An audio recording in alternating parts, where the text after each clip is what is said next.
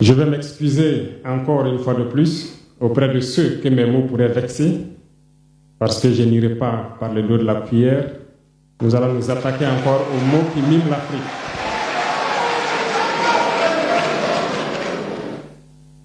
Vous avez certainement tous déjà entendu parler du printemps arabe. Ce phénomène qui a bouleversé la géopolitique du monde arabe, en commençant par le Maghreb, en Afrique jusqu'en Asie, qui s'est manifesté avec des conséquences souvent désastreuses, des morts et des divisions par endroits, et des bouleversements politiques sans précédent dans d'autres endroits. Et je pense que tous les Africains devraient comprendre qu'est-ce que c'est que ce phénomène, d'où il vient, et qu'est-ce qu'il faut faire pour se prémunir d'un tel phénomène. Malheureusement, nous sommes au regret de constater que certains Africains ne se réveillent pas. Et ce que je vais dire n'est que ma pensée à moi, mon analyse, c'est qu'il y a quelque chose qui vient sur l'Afrique de l'Ouest, que j'ai appelé l'hiver noir. L'hiver noir arrive. Il sera un hiver très froid, un hiver sanglant, un hiver meurtrier. Vous allez me poser des questions, pourquoi? Eh bien, en fondant la Confédération de l'AES, nous avons senti ce froid venir. Et tous les jours que Dieu fait, nous nous évertuons à trouver des troncs d'arbres pour allumer un feu qui va réchauffer le cœur des Africains, un feu qui va réchauffer les mentalités et le sang des Africains pour nous unir autour.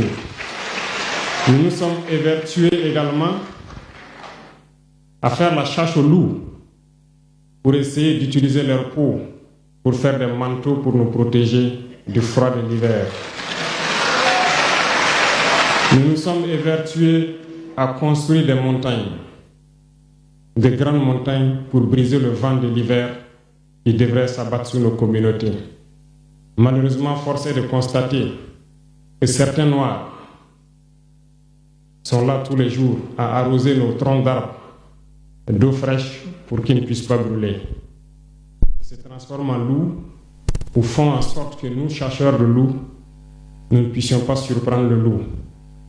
Lorsque nous voulons construire nos montagnes, ils brisent les cailloux pour que nous ne puissions pas arriver. Pourtant, l'hiver arrive.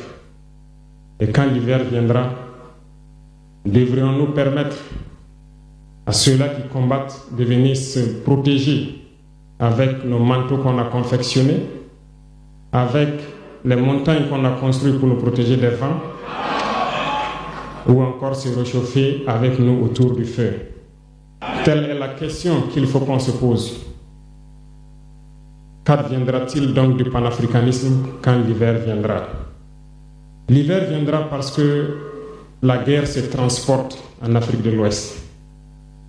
Les impérialistes font tout pour mettre l'Afrique de l'Ouest à feu et à sang.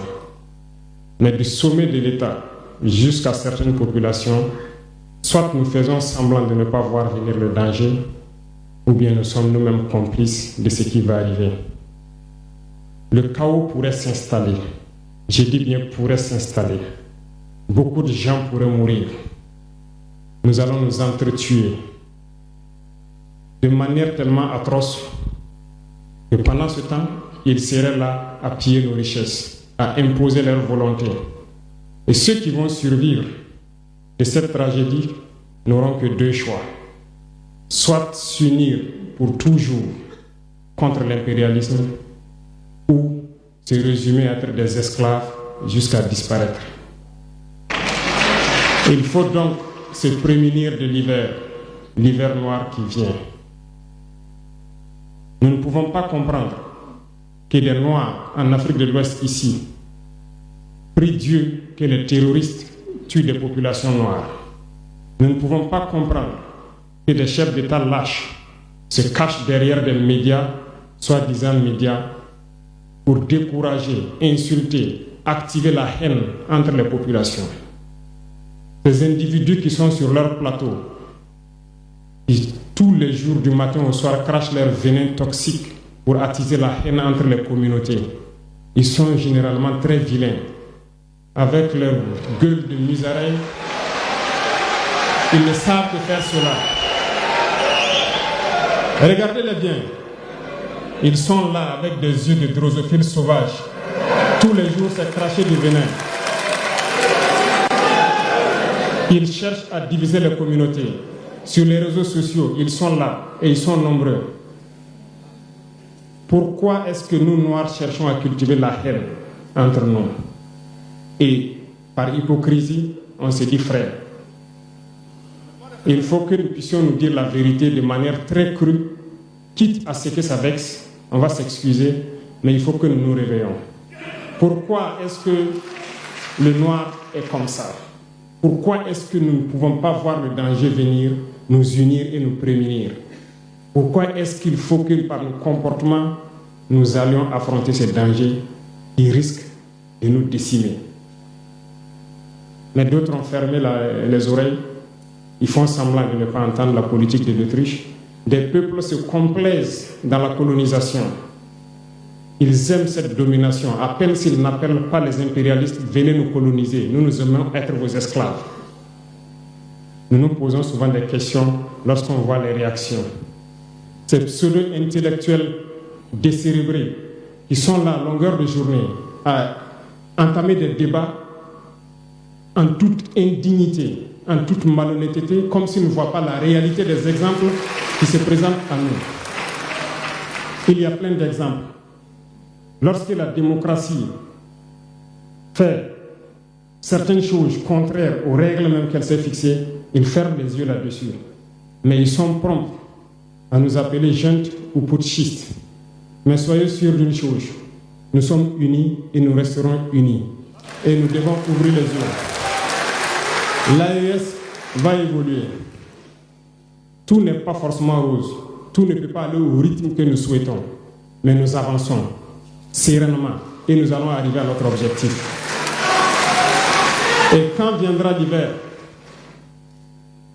si il faille que nous passions par l'hiver pour être libres, pour être unis, nous prions Dieu qu'il en soit ainsi et qu'il protège nos populations. Sinon, une chose est sûre, l'AES vaincra, l'AES grandira.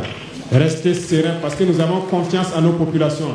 Nous avons confiance en vous, que vous compreniez qu'aucune manipulation ne peut aujourd'hui nous diviser entre nous. Aucune manipulation ne peut nous amener à haïr d'autres personnes. Aucune manipulation ne doit nous amener à riposter d'une manière violente, physique, face à ces individus qui n'ont absolument rien compris. Restez sereins, ne ripostez pas physiquement, nous riposterons par la communication jusqu'à ce qu'ils changent eux-mêmes de mode d'action et nous allons aussi riposter en fonction du mode d'action. Restez sereins, Dieu protégera l'AES. Dieu vous protège tous, toutes les populations de l'AES. Dieu vous accompagne tous dans vos objectifs. Et Dieu, qui est si juste, se bat pour ceux qui se battent. Nous nous battons. Nous sommes une population résiliente, la plus résiliente de la sous-région. Personne n'aurait cru que vous pouvez supporter ce que vous êtes en train de vivre. Nous allons vaincre le terrorisme, nous allons nous développer et nous allons nous affirmer. Nous allons avoir notre place dans le concert du monde. Que Dieu bénisse l'AES, que Dieu bénisse notre population résiliente et résistante, que Dieu nous unisse davantage, la patrie ou la mort.